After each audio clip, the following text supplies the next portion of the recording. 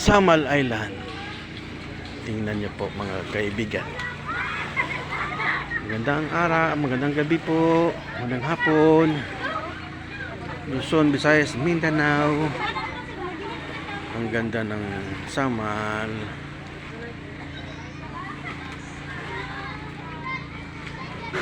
Sa Kaban. Unsa ni diri nga kuan yak? Saan ni? Cabanico. Cabanico El Mare. Cabanico El Mare. Samal Island.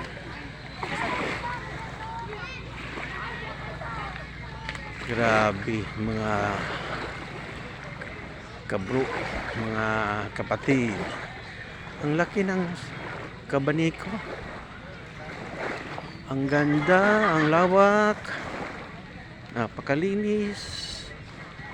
Siguro mayaman tong may-ari. Talagang maganda ang lugar. Parang alaga nila talaga. Wala talagang mga dumi, mga kalat. Ang ganda ng Cabanico. First time ko po dito mga kabro, mga kapatid. Ang ganda talaga. Ang lawa. Ang ganda. Mahal lang dito mga kabrad. Napakamahal. Yung entrance daw dito 300.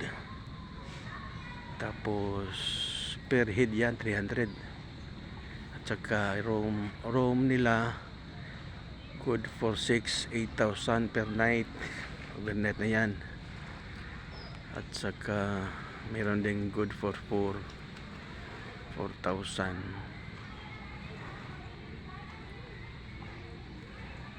Sarap talaga dito sa Samal. Sigurado ang kanilang ano dito, yung kanilang income dito ay sigurado ako malaki ang revenue nila dito. Tingnan nyo mga kabrad. Tingnan nyo mga kabrad. Sa hindi pa nakapunta dito mga kabrad, malapit lang naman dito mula sa Davao, mga 10 minutes yung biyahe papuntang Samal. Dali lang. Tapos ayun, makarating na kayo dito kaagad. Dito pwede rin siguro ditong maglagay ng tent, no? Malawak kasi dito, tingnan nyo. Ayan, oh.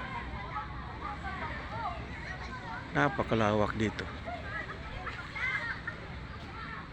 Pwede din kayo dito mag-cottage, mag-party.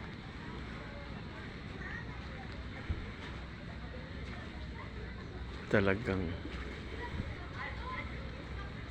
isa itong biyaya sa atin. Kaso nga lang expensive, napaka-expensive po. Pero kaya din naman natin. Pag-ipunan lang paminsan-minsan kasi kailangan na din natin ng relaxation sa ating buhay. Hindi lang puro trabaho, hindi lang puro tawag doon, yun nga, hindi lang puro trabaho. Relax naman. Sometimes mag-relax din tayo para sa ating soul, sa ating katawan, para ma-relax yung ating isipan, para paminsan-minsan makalimutan yung mga problema sa buhay. at saka ma-refresh yung ating soul, magka-energy, tapos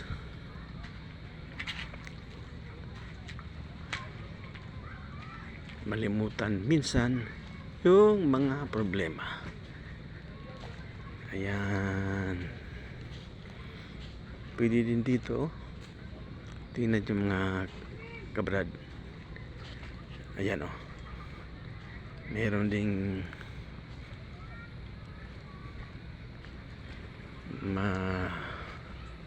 malaking mesa pwedeng pagdausan. Ito po. Ayan, hanggang dito meron pa. Ang laki pala dito ng hanggang siguro dito, hanggang dito siguro yung boundary. Ayan o, tingnan niyo yung tubig o, ang linaw, ang linaw. Sarap, may mga bakawan. Pwede rin dito maligo. Pwede rin ditong maglangoy-langoy. Yan yung Davao. Tingnan nyo yung Davao. Ayan yung Davao.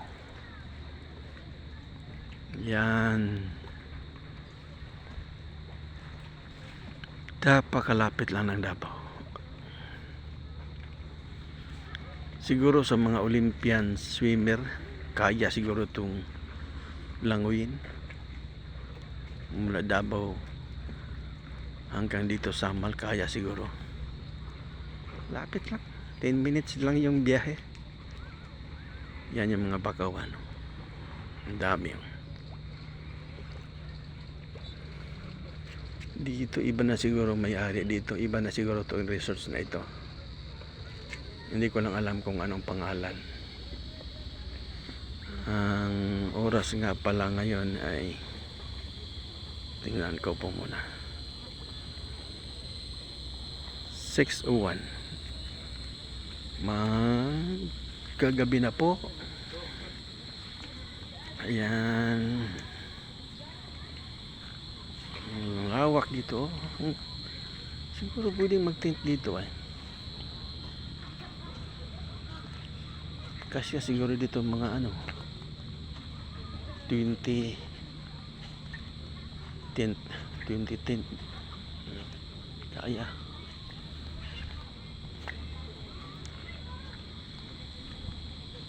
Laki-laki. At saka sa dagat po, mga kabrad, may dalawang cottage doon na pwede nyong pagtambayan. Mababaw lang pagka umaga, mababaw lang yung tubig mula sa Baywang hanggang Baywang lang yung, ayun yung cottage nila, dalawa. Yan yung isa, ayan yung isa. Ayan, maraming naliligo. Ayan, napakagandang beach resorts na ito. Ayan sila naliligo. Ayan sila. At ito yung kanilang magandang Isla Elma.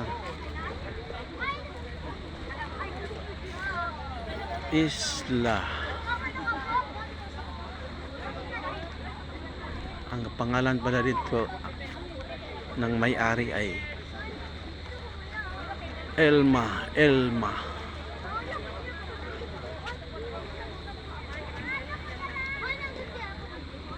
Kabala. Ano nga pala ito? Cabaniko. Ayan. Ayan, yun po yung mga ano ko, mga kapamilya. Ayan. Ayan. Thank you. Ano nga pala ngayon mga kabrad, ang okasyon namin ngayon ay birthday. Dalawa yung nag-birthday sa amin, yung isang pamangkin ko at yung isang apo. Dibo yung isa, yung apo namin Dibo. Yan, napakalawak, napakaganda. Ayan mga kaibigan. Ayan.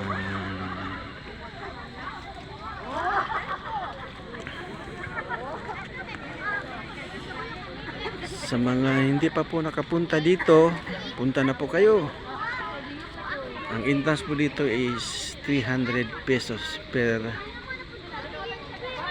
person. Pero kung nakabook kayo, kung mag-overnight kayo, kukuha kayo ng room, ay libre na po yung entrance at sa cottage. Pwede din kayong magdala ng pagkain, pwede din kayong dito na magpaluto. Diyan po yung mga ano nila, restaurant nila, napakaganda. Pwede dyan kayo magkumain. Ayan.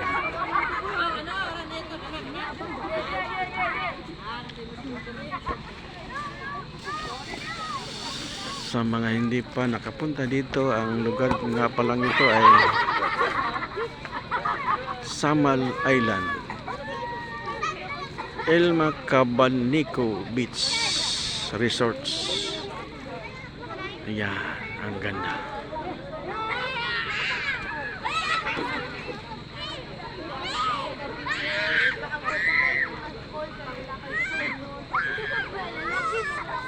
Tingnan nyo ang restaurant nila. Ayan, yung restaurant. Napakalawak. Iba talaga kung may pera. Kahit anong magagawa mo. Sarap tumira dito.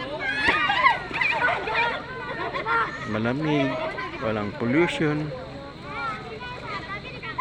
At may sunset din dito. Kanina meron, hindi ko lang nakunan. Ang ganda talaga ng Cabanico. Ayan.